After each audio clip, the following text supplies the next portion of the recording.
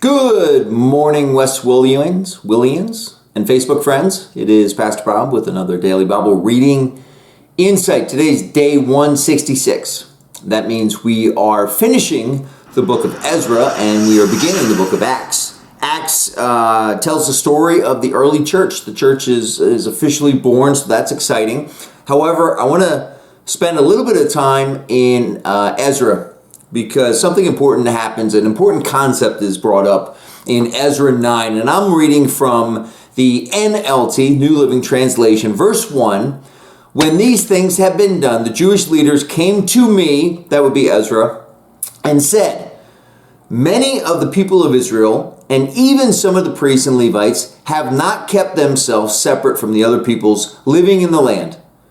They have taken up the detestable practices of the Canaanites, Hittites, Perizzites, Jebusites, Ammonites, Moabites, Egyptians, and Amorites. We're going to skip down to verse 3.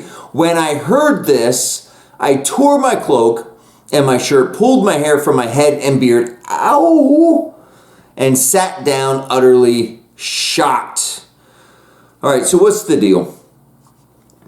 Here's the problem. Here's why God has such a problem with the Israelites intermarrying with the surrounding nation. If you and I are hanging out with people of lower standards, maybe it is lower standards when it comes to the relationship with God, lower standards when it comes to community and how we treat each other, lower standards, personal relationships, personal health, whatever. If we surround ourselves with people with lower standards, even though we have higher standards, there is a significant probability that our standards are going to drop.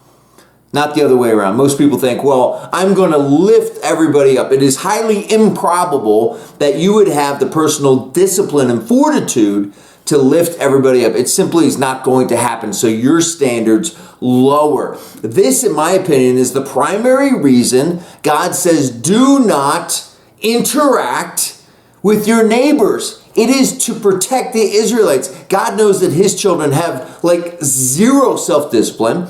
They chase after the next shiny object. And whenever things don't go their way, when they get a little bit uncomfortable, they go seeking or searching or worshiping after the God of the day, the God du jour. And so God is saying you cannot interact with these other people who have these pagan practices, because in a blink of an eye, you're going to be following them.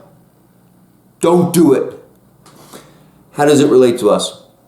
Here's how it relates to us. We're not going to talk intermarriage. I think cultural differences certainly apply to that. However, the people you surround yourself with matters. If you're hanging out with people who have lower standards with the way they live, with the way they go to work, like let's use work as an example. We want to surround ourselves with people who go to work and give it their all, right? They have a high sense of integrity. They have a high work ethic. They have high honesty, right? And that would be a high standard. We want to surround ourselves with people like that, not people who maybe are always looking for shortcuts.